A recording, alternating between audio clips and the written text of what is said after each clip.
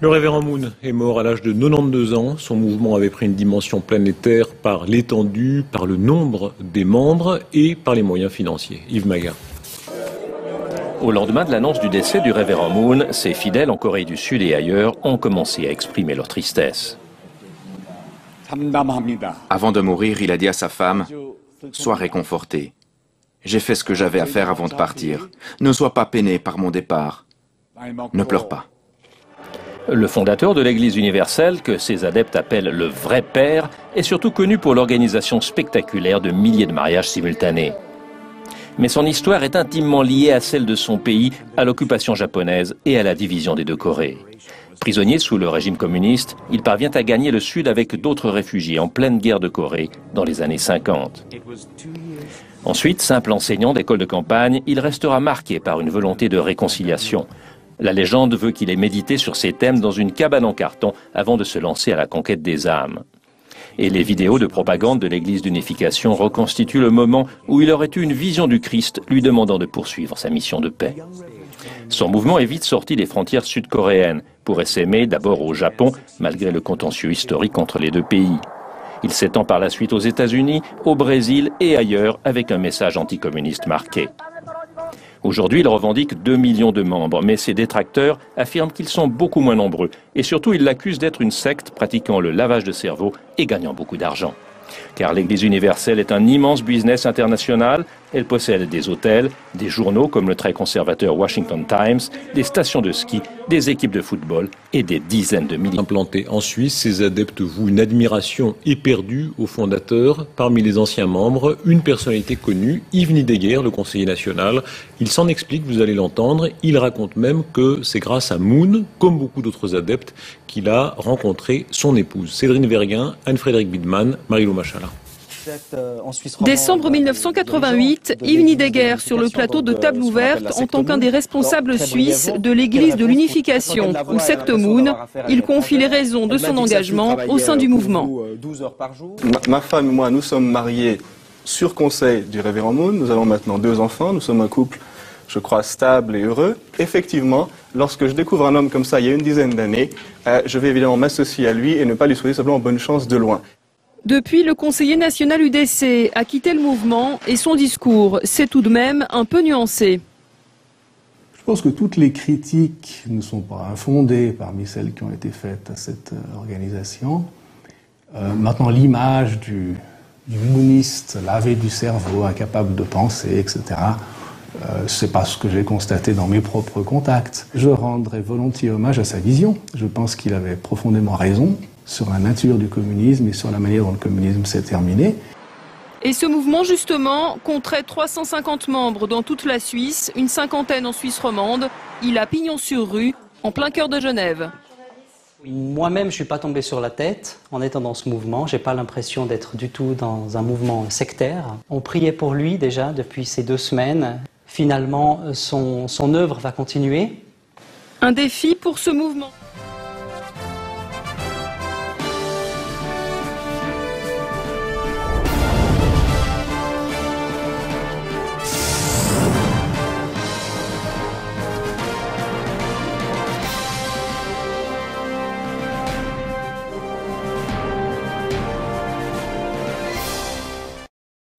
Le révérend Sun Myung Moon, fondateur de l'Église de l'unification, est décédé tôt ce matin à l'âge de 92 ans.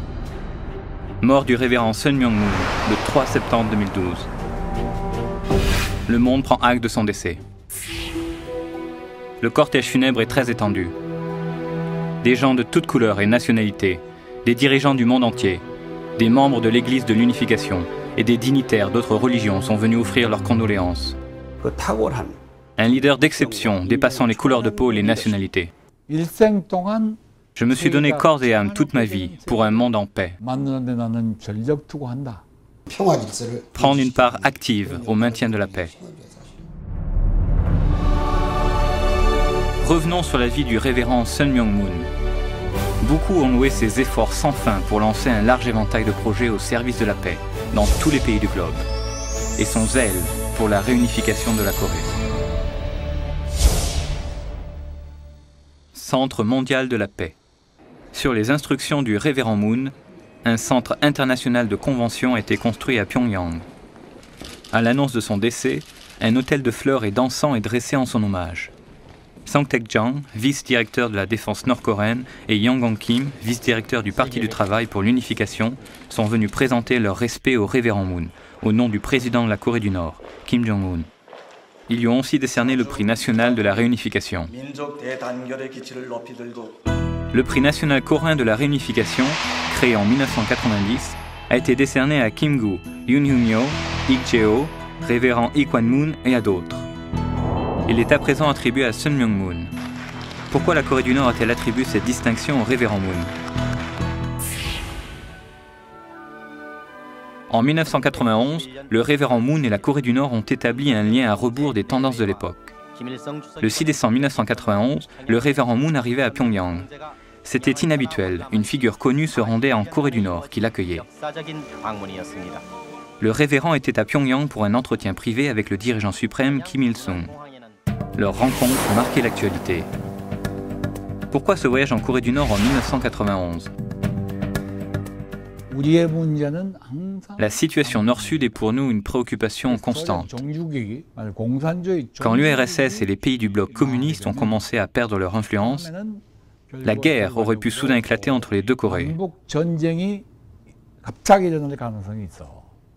Dans l'espoir d'empêcher cela, le révérend Moon pensa qu'il était bon de rencontrer Kim Il-sung et d'en faire un ami. Sitôt arrivé en Corée du Nord, le révérend Moon rencontra les élites du parti au siège de l'Assemblée populaire suprême de Mansudae. Il y tint un discours osé.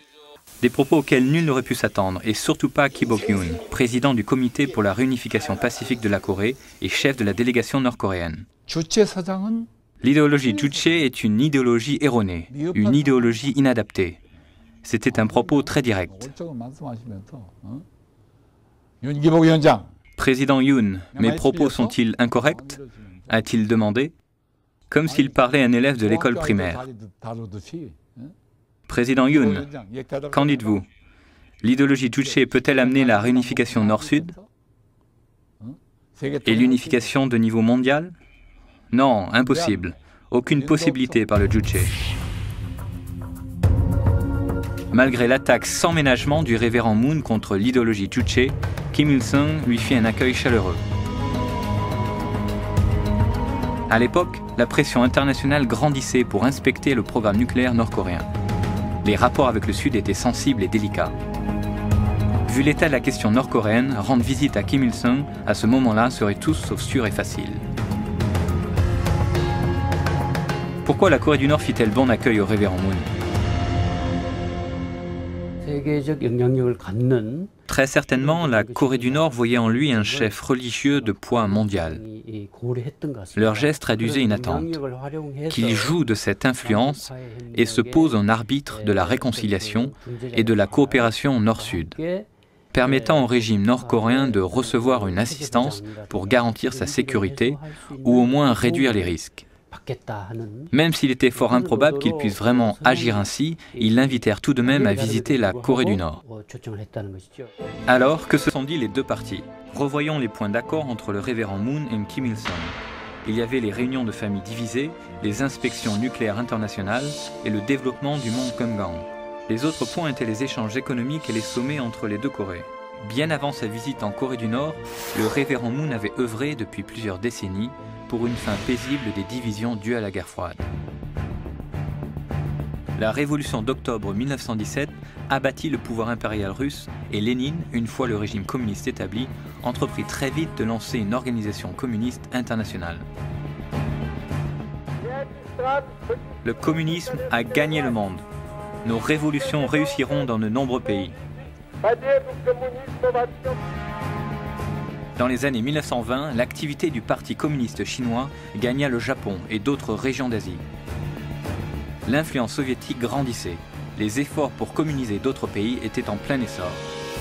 En 1945 débuta l'ère de la guerre froide, l'URSS rivalisant avec les États-Unis. Depuis, les Coréens endurent la division de leur pays.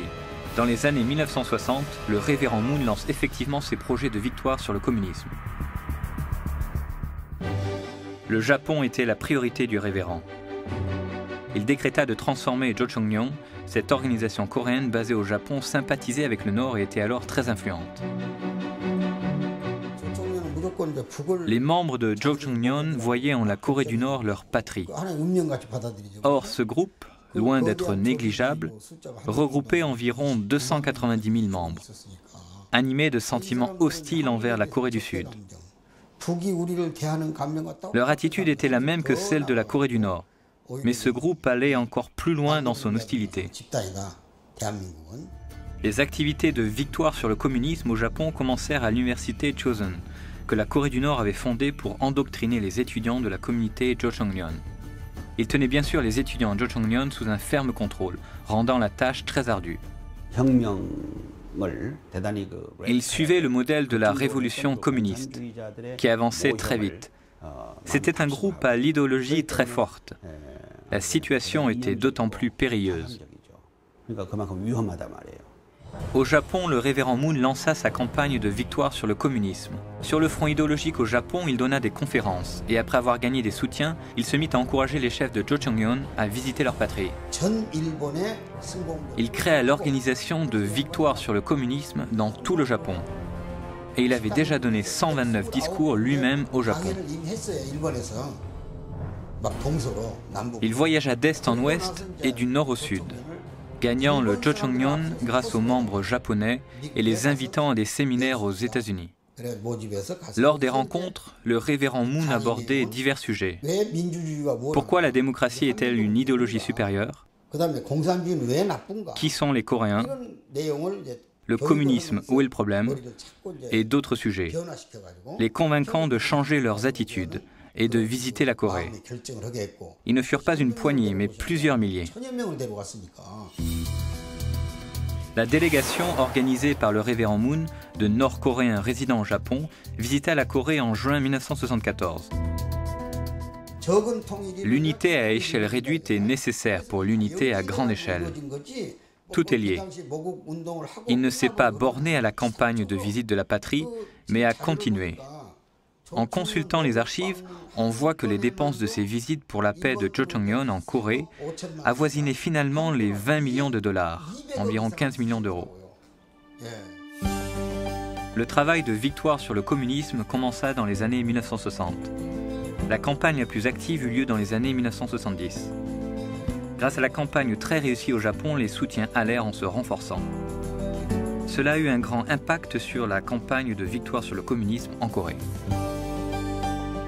Le révérend Moon tint un rassemblement pour sauver la Corée en 1975, à Yeouido, une grande île du fleuve Han, dans Séoul. À cette époque, l'Indochine basculait dans le communisme. Il s'agissait de reconnaître la menace sur la Corée et d'y faire face résolument. Un rassemblement pour sauver la nation coréenne aura lieu sur la place de Yeouido. Participez au rallye le 10 juin, à 15 h.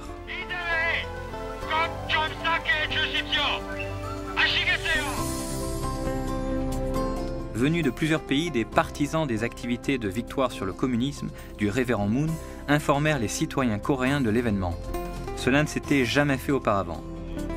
Finalement, le jour du rassemblement, plus de 1000 délégués de 60 pays prirent part à l'événement et environ 1,2 million de personnes venues de toute la Corée.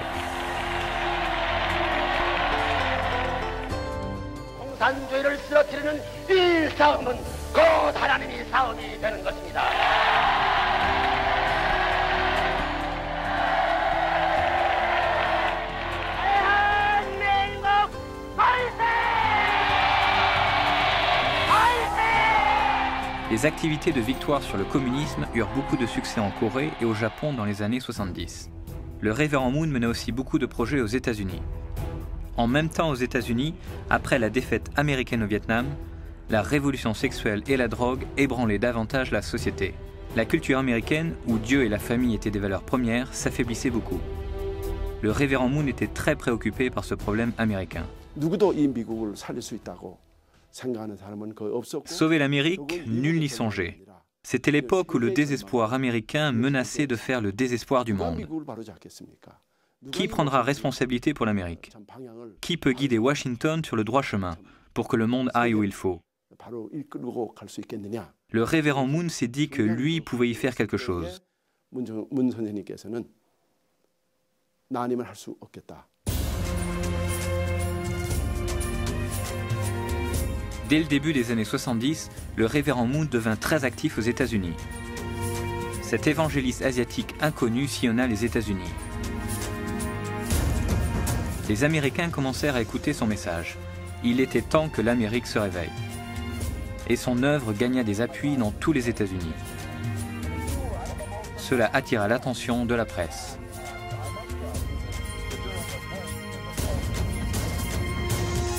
Une foule estimée à plus de 100 000 personnes se réunirent en septembre 1976 sur la pelouse du Washington Monument dans la capitale des États-Unis. La foule s'étendit sur tout autour du Washington Monument. 무엇보다도 무신론에 입각한 공산주의의 위협은 가장 심각하며 이 시간에도 도처에서 침식에 들어오고 있습니다.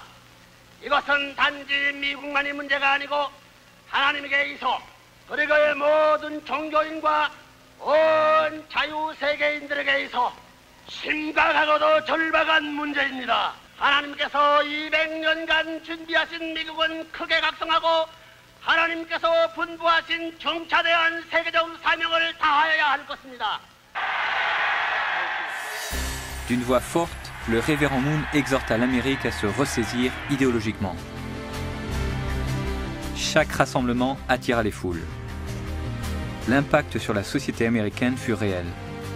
En outre, Newsweek mit la photo du révérend Moon sur la couverture de son numéro de fin d'année. Le révérend Moon s'exprima à la Chambre des représentants et ailleurs, avec une passion grandissante. Son influence et sa visibilité aux États-Unis allaient croissant.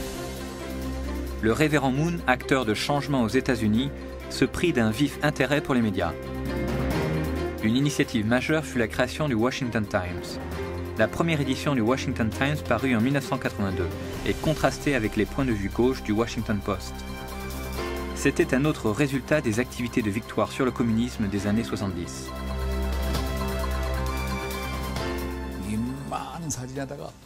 Il y avait une photo vraiment grande avec en gros titre « Le News World prédit un raz-de-marée pour Reagan ».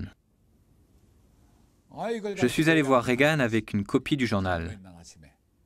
Tous les médias majeurs ont prévu en 1980 une élection présidentielle très juste. Cependant, le révérend Moon a prévu la victoire de Reagan. Et le News World était le seul quotidien qui a prévu un raz-de-marée pour Reagan. Le révérend Moon croyait qu'une victoire de Reagan, un conservateur, était décisive pour mettre fin au communisme. Baptisant sur cette base, le Washington Times, fondé plus tard par le révérend Moon, se positionna résolument comme un journal conservateur. Ce ne fut pas toujours populaire, mais votre voix a porté. Vous êtes arrivés comme moi à Washington au début de la décennie la plus décisive du siècle. Ensemble, nous avons retroussé nos manches pour nous mettre à l'ouvrage. Et oh oui, nous avons gagné la guerre froide. Quand ça va mal, plus encore que quand ça va bien, le conservatisme doit se faire entendre dans les médias. Ce n'est pas toujours aisé. Ce n'était pas facile quand le Dr Moon, fondateur du Washington Times, s'est lancé. Ne pas remercier pour sa vision le révérend Moon qui a lancé le Washington Times et d'autres journaux serait une négligence. Sans lui, il n'y aurait pas de Washington Times. Et il me semble juste de lui rendre hommage. En 1989, le mur de Berlin est tombé. La chute du bloc communiste a confirmé les prédictions du révérend Moon. Le révérend Moon se rendit en URSS en avril 1990. L'URSS n'avait pas de lien diplomatique avec la Corée du Sud à l'époque. Le communisme était alors en perte de vitesse dans une URSS en pleine réforme.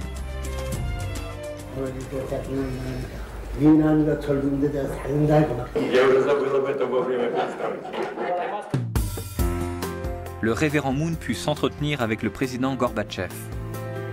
Il offrit un soutien appuyé à ses politiques réformistes de perestroïka et glasnost.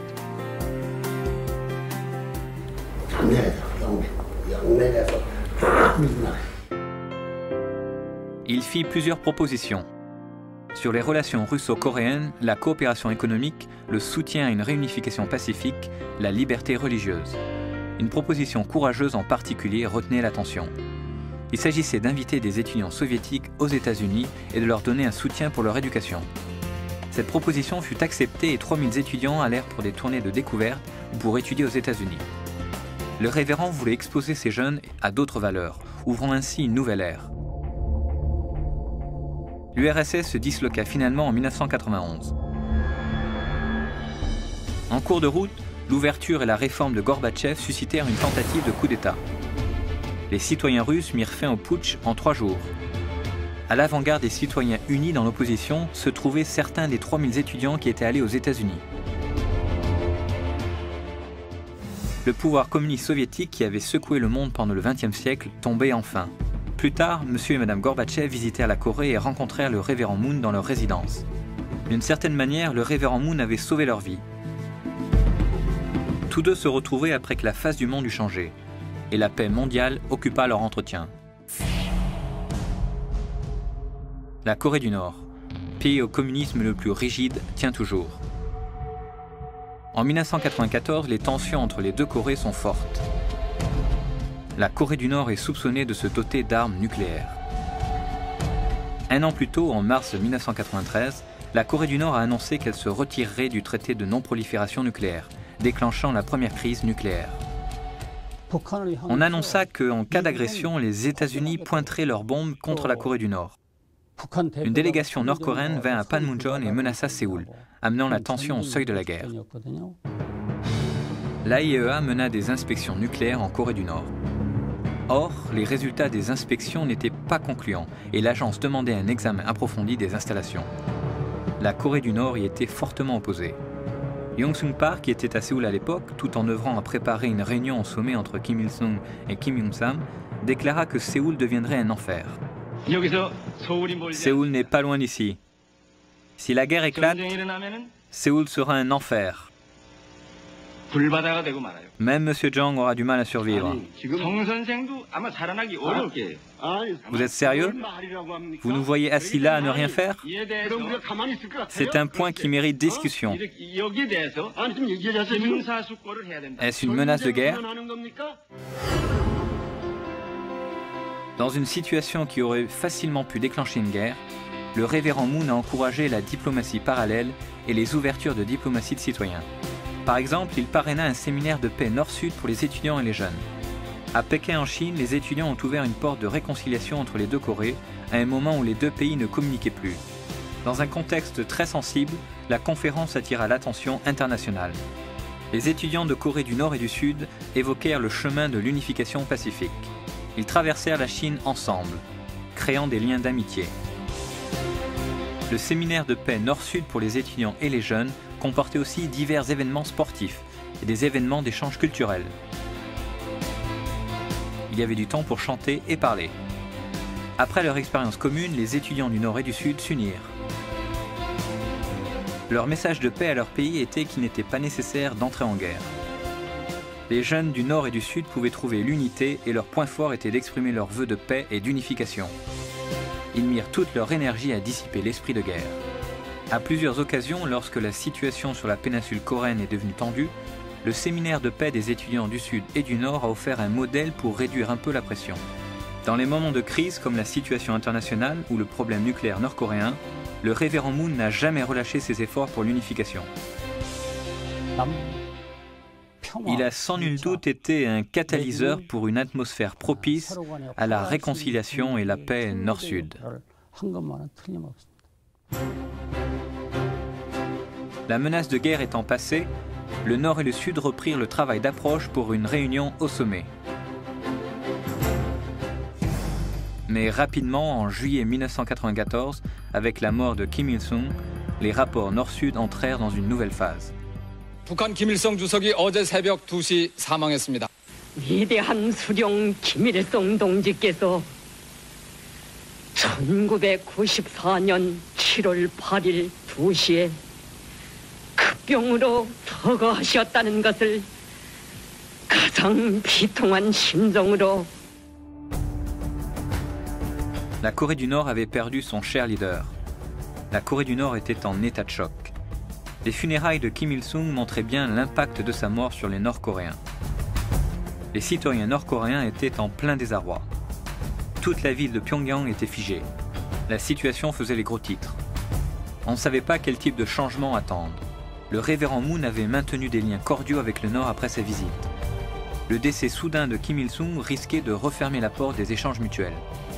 Le révérend envoya Poe Pak, président du Segye Times, le représenter aux funérailles et offrir ses condoléances.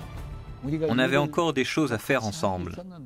Encore un peu plus de temps et la situation sur la péninsule coréenne aurait pu beaucoup progresser. Des délégations de nombreux pays vinrent en Corée du Nord offrir leurs condoléances. Tel est le protocole normal lors du décès d'un chef d'État. Mais le gouvernement sud-coréen décida de n'envoyer personne. Les Nord-Coréens y virent une insulte. Mais le révérend Moon envoya une délégation. Je dirigeais alors le Segye Times. Je ne voulais pas qu'on aille m'accuser d'être allé en secret, en ma qualité de président d'un quotidien en Corée du Nord. Je visitais donc le ministre de la Sécurité nationale. Il ne me reçut pas en personne, mais je vis le vice-directeur du département. Il me dit « Nous ne savons rien de la santé de Kim Jong-il. S'il va mal et peut disparaître à tout moment, ou s'il a l'air en bonne santé, on ne sait rien de lui. Quelqu'un doit évaluer la situation sur place pour nous. Si vous pouvez faire une visite de condoléances, si vous pouvez visiter la Corée du Nord comme président d'un quotidien, cette visite aura notre aval.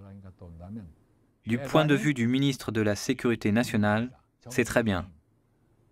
Mon idée d'assister aux funérailles leur convenait. »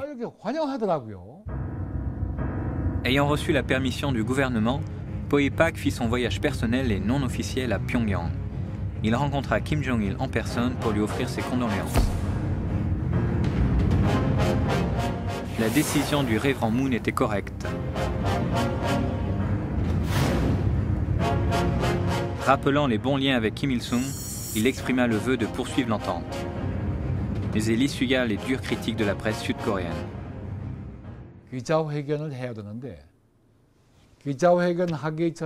Je devais tenir une conférence de presse, or quelqu'un demanda à me voir 5 minutes avant. Je demandai qui était-ce et appris que c'était un homme du ministère de la Sécurité nationale, avec qui j'ai encore des liens étroits. Nous n'avions pas de raison d'être ennemis. Il s'assit en face de moi et je lui demandai pourquoi il était venu.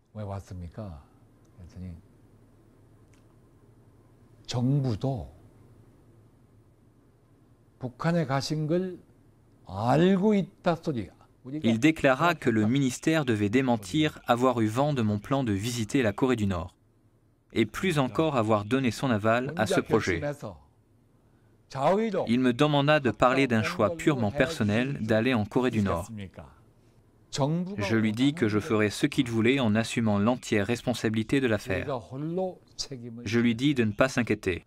Depuis, je n'ai parlé à aucun reporter ni à personne de mon entrevue au ministère de la Sécurité nationale avant mon voyage.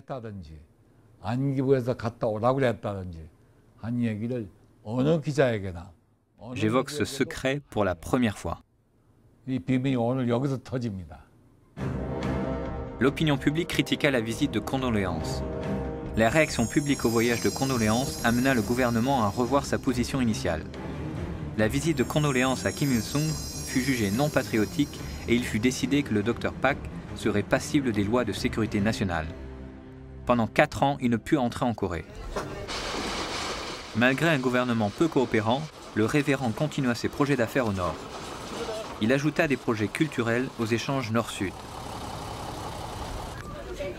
La troupe de danse folklorique des Little Angels, qui depuis sa création en 1963 avait fait le tour du monde, fit une tournée de 10 jours au Nord en mai 1998. C'était la première troupe culturelle du Sud à se rendre au Nord depuis la division du pays. Beaucoup d'amis vinrent nous accueillir à l'aéroport avec des drapeaux et des sourires. À la différence des autres tours, l'étonnant fut alors d'entendre des mots de bienvenue, non dans une langue étrangère, mais en coréen. Les petits anges de Corée du Sud. Les gens remplirent le théâtre pour les voir. Le moment historique où la Corée du Nord vit pour la première fois les Little Angels. C'était l'œuvre du révérend Sun Myung-moon. Nous voulons vous remercier d'être venus si nombreux voir notre spectacle aujourd'hui.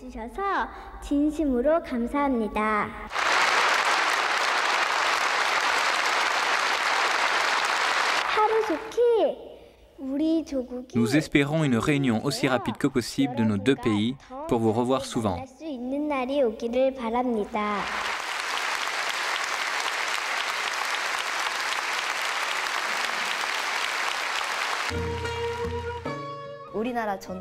Le spectacle comportait des danses coréennes traditionnelles, la danse de la couronne de fleurs, le printemps, la danse des poupées, la danse de l'éventail et celle du moine pénitent.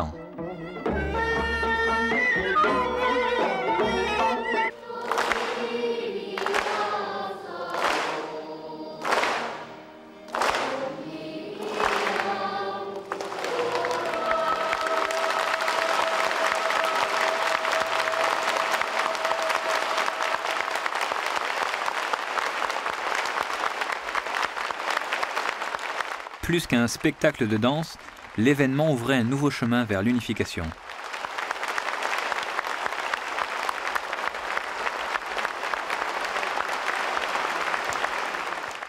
Même si les Little Angels s'étaient produits dans de nombreux pays, comme c'était leur premier voyage en Corée du Nord, en y repensant aujourd'hui, ce voyage fut très marquant. Ce qu'il marqua fut le début des échanges culturels entre les deux Corées.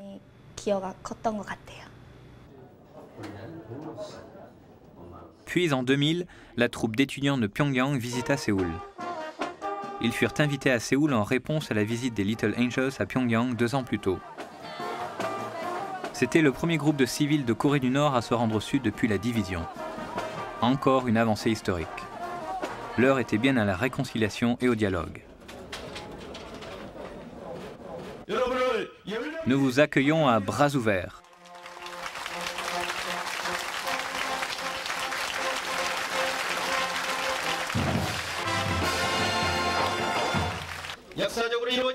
Avec l'objectif de jeter les bases d'un sommet nord-sud, le spectacle de célébration offert par la troupe des étudiants de Pyongyang fut un tournant dans le développement d'échanges culturels civils.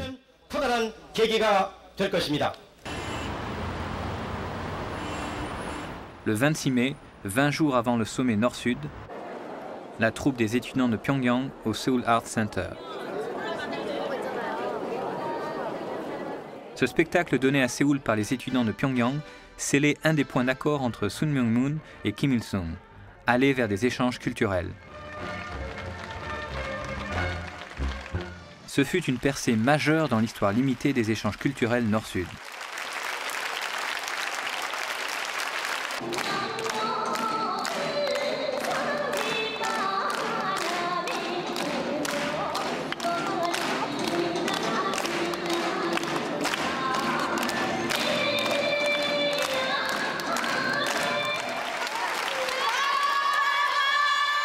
Ce spectacle réussi toucha le public. On sentait la possibilité d'arriver à unir le Nord et le Sud.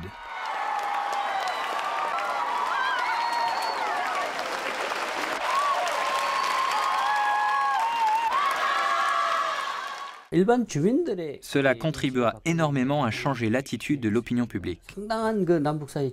Le sentiment d'hostilité avait été si vif, mais face aux Nord-Coréens, l'impression de similitude l'emportait. On se sentait lié par un même caractère au même peuple coréen. S'agissant de susciter l'attitude où la réconciliation impose sa nécessité au plan gouvernemental, les effets des activités culturelles dépassent le cadre du spectacle. D'autres retombées peuvent infléchir la politique gouvernementale.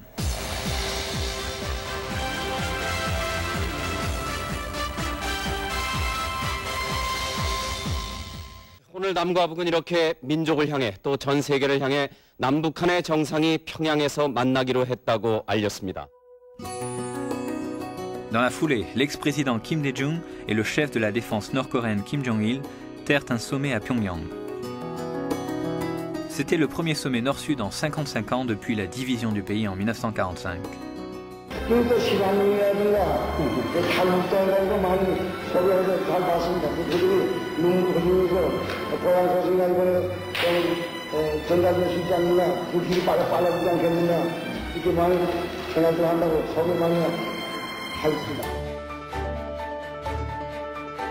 Le sommet déboucha sur la signature d'une déclaration commune Nord-Sud. Contenu de la résolution commune Nord-Sud. Réunion des familles divisées et échanges civils. Ensuite, réunion entre les familles divisées, excursion touristique au Mogangan, vrais partenariats commerciaux civils. Formation continue pour les autorités du Nord et du Sud, normalisation des liens entre la Corée du Nord et les États-Unis et le Japon. Depuis la division de la péninsule coréenne en 1948, c'était le premier face-à-face entre les chefs des deux pays. Ce ne pouvait qu'être une occasion historique. Après le sommet Nord-Sud, les co-entreprises économiques Nord-Sud commencèrent officiellement. Or, le révérend Moon en avait déjà lancé avec le Nord. Pyeonghwa Motors faisait partie de ces entreprises en joint venture. Si un projet, quel qu'il soit, fait coopérer le Nord et le Sud, et si cela sert la réunification, où est l'inconvénient pour nous?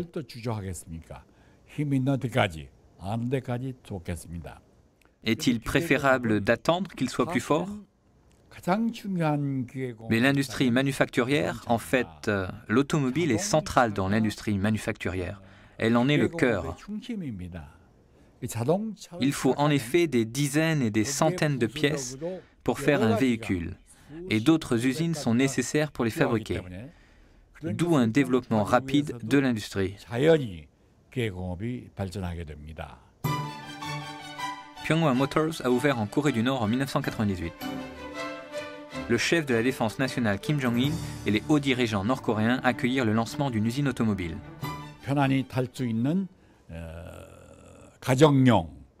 L'effort serait mis sur des voitures familiales et des vannes pour passagers, à des prix abordables pour le plus grand nombre.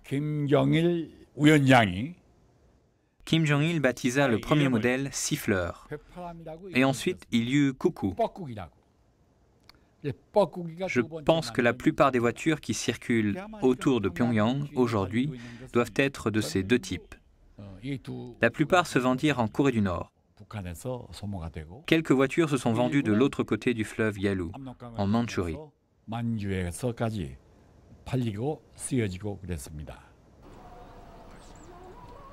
Le révérend Moon a investi dans l'hôtel Potongan, qui est un des meilleurs hôtels de Pyongyang.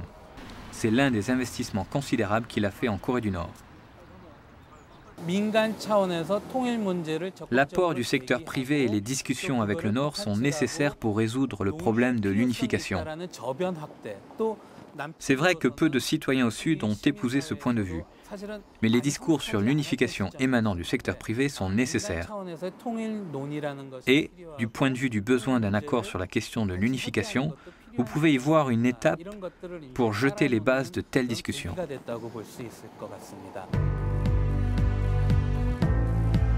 Par une vie consacrée à des activités pour la paix mondiale dans de nombreux domaines, le révérend Moon a cherché l'harmonie des religions, le soutien à l'éducation, le travail pour le droit des femmes, la question de la pauvreté. Son œuvre pour la paix mondiale a touché de nombreux domaines. Comme guide spirituel, le révérend Moon s'est toujours soucié des problèmes religieux. De nombreux points du globe restent en proie à des conflits aux motifs religieux. Depuis les années 1960, il appelle les religions à œuvrer ensemble au service de la paix mondiale. D'où ses activités interreligieuses.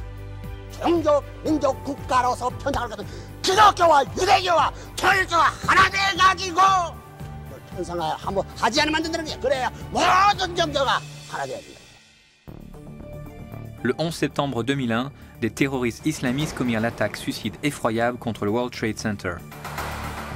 Le monde entier connaît encore des problèmes de ce type, dus aux différences idéologiques. Les activités interreligieuses du révérend Moon entendent résoudre ce genre de problème. Il a réuni les fidèles de chaque obédience religieuse pour les amener à dépasser leur vision et viser l'entente et l'harmonie. Beaucoup de fondations mises en place aux États-Unis se concentrent sur le Moyen-Orient et changer l'atmosphère par des activités liées à la société civile et aux ONG. C'est avec cette idée à l'esprit que le révérend Moon a lancé l'initiative de paix au Proche-Orient. Et j'ai été à la pointe de cet effort. Le Proche-Orient, objet d'une attention particulière. Depuis 2003, le révérend Moon a mené des activités pour résoudre les conflits entre les religions par le dialogue interreligieux. Bâtir la paix et la confiance au sein même du tissu social est la priorité des priorités pour la paix au Proche-Orient. Nous avons ensuite organisé des événements sur la bande de Gaza et à la Knesset israélienne. Il s'agissait d'exalter les valeurs essentielles des religions comme axe de la paix. Nous espérons le voir très rapidement sur la terre de paix et la terre sainte. À 7 reprises de septembre 2003 à mai 2004, des marches pour la paix eurent lieu en Israël, regroupant des guides de plusieurs religions, judaïsme, christianisme, islam, hindouisme, sikhisme et autres.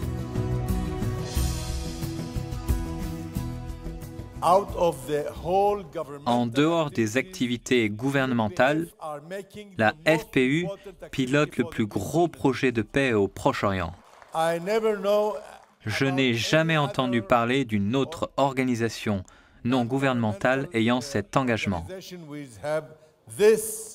Cet effort massif pour rapprocher des gens de tout le Proche-Orient. Dépassant les barrières religieuses, ces gens se sont réunis en tournant leur cœur vers la paix mondiale. Ils sont venus émettre leur message de paix dans une zone de conflit.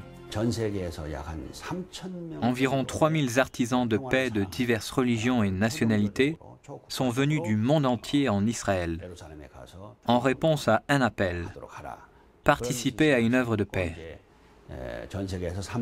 Et ces 3000 sont tous ici maintenant, avec parmi eux quelques 60 anciens chefs d'État. C'est la plus grande délégation étrangère de l'histoire visitant Israël et la Palestine. Dans le même temps, quelques 17 000 Palestiniens et Israéliens, épris de paix et dépassant les clivages religieux, se sont réunis au parc de l'Indépendance. La manifestation pour la paix a donc rassemblé un total de 20 000 personnes au parc de l'Indépendance de Jérusalem. Ensuite, des représentants des grandes religions ont pris part à une marche de paix en Israël en soutien aux efforts de paix et de réconciliation.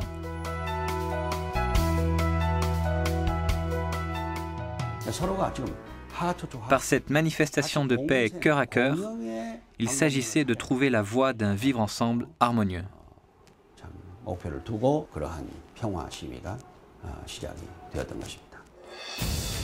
Le révérend Moon a œuvré depuis longtemps à l'entente religieuse, voyant dans la lutte entre les religions une menace sérieuse pour la paix sociale. Le révérend Moon lança l'Assemblée des religions du monde en 1985 aux États-Unis et il poursuivit dans le monde entier son œuvre de coopération entre les religions. Fédérant de nombreux dirigeants religieux, ces activités leur donnèrent une chance de partager leurs préoccupations sur la voie à suivre par les religions. Le révérend Moon a soutenu beaucoup d'activités académiques et culturelles. En particulier, l'Académie des professeurs pour la paix mondiale tint congrès à Genève en 1985 sur le thème audacieusement prémonitoire de la chute de l'Empire soviétique. En pleine expansion communiste, cela attira l'attention des chercheurs du monde entier. Il a donné un espace où on pouvait se lier à des universitaires d'autres horizons, en ne s'arrêtant pas aux limites nationales, mais en allant vers l'international et en dépassant aussi les champs académiques. L'objectif commun était la paix pour toute l'humanité.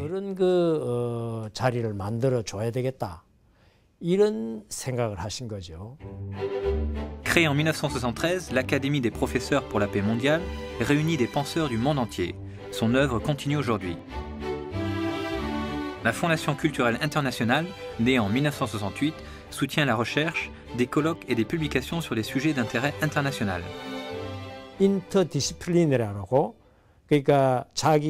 Grâce à notre travail interdisciplinaire, des leaders de la recherche académique avaient l'occasion de rencontrer des experts d'autres domaines, dans un esprit d'échange dynamique. Dans la culture globale actuelle, Il faut même aller plus loin, se regrouper et penser de façon créative à la fusion d'éléments hétérogènes pour des solutions nouvelles. Mais quand l'Académie vit le jour et commença son agenda mondial d'activités de recherche, l'idée était encore en germe.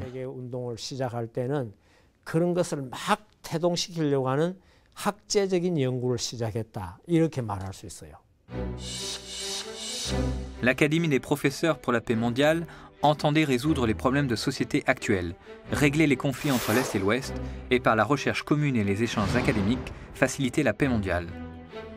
Depuis ses origines, l'APPM a invité des prix Nobel à des colloques académiques tenus dans le monde entier. S'inspirant de la vision du révérend Moon, l'APPM a tenu des réunions de chercheurs dépassant les clivages ethniques, culturels, nationaux et historiques. Le mouvement du CARP fut fondé pour les étudiants. Le CARP soutient des activités de construction de la paix pour les étudiants. Le révérend Moon a soutenu plusieurs projets de développement dans les pays en voie de développement du monde entier. En 1975, il lança l'International Relief Friendship Foundation pour apporter de la nourriture, des équipements médicaux et d'autres biens de première nécessité aux pays du tiers-monde. L'IRFF continue d'envoyer des secours et de soutenir des équipes médicales. Ces projets touchent aussi à l'éducation technique et à l'irrigation. En Afrique, elle soutient le développement agricole, le travail missionnaire et la gestion d'écoles. Impressionné par l'ampleur des activités du révérend Moon en Afrique, le président nigérian Goodluck Jonathan l'invita comme hôte d'État pour discuter des stratégies de paix. Le révérend Moon et son épouse, le docteur Hak Ja-han Moon, développèrent des activités en faveur de la paix pour les femmes. En 1992, ils ont fondé la Fédération des femmes pour la paix mondiale, pour donner aux femmes une voix plus forte dans le processus de paix. Des cérémonies de jumelage entre femmes coréennes et japonaises en 1993 et 1994 furent suivies de cérémonies entre femmes japonaises et américaines, puis femmes japonaises et chinoises et femmes d'autres pays. Des ateliers furent aussi organisés pour former les femmes au leadership. Le révérend Moon, convaincu que les femmes doivent jouer un rôle éminent pour la paix mondiale, a promu le rôle des femmes dans le monde entier à travers des programmes tels que le Réseau mondial des femmes pour la paix. Des projets de ce type se poursuivent dans chaque région du monde et sont cités comme des modèles innovants d'activités pour les femmes. Alors que les femmes montent au créneau dans les efforts pour la paix mondiale, la FFPM a été reconnue par des figures éminentes, dont le secrétaire général de l'ONU, Ban Ki-moon. Ma vie au service de la paix, Sun Myung-moon. Une vie vouée à la paix mondiale et à l'unification. Par rapport à la vie d'autres individualités de l'histoire mondiale, ce que le révérend Moon a fait est hors du commun. Il nous a maintenant quittés. Qu'est-ce que l'on retiendra de lui? J'ai un très grand respect pour le révérend Moon. Je suis très heureux qu'il veuille faire quelque chose de bien dans la vie, quelque chose de bon pour Dieu. Les activités du révérend Moon sont très importantes, particulièrement pour le renouveau de l'ONU.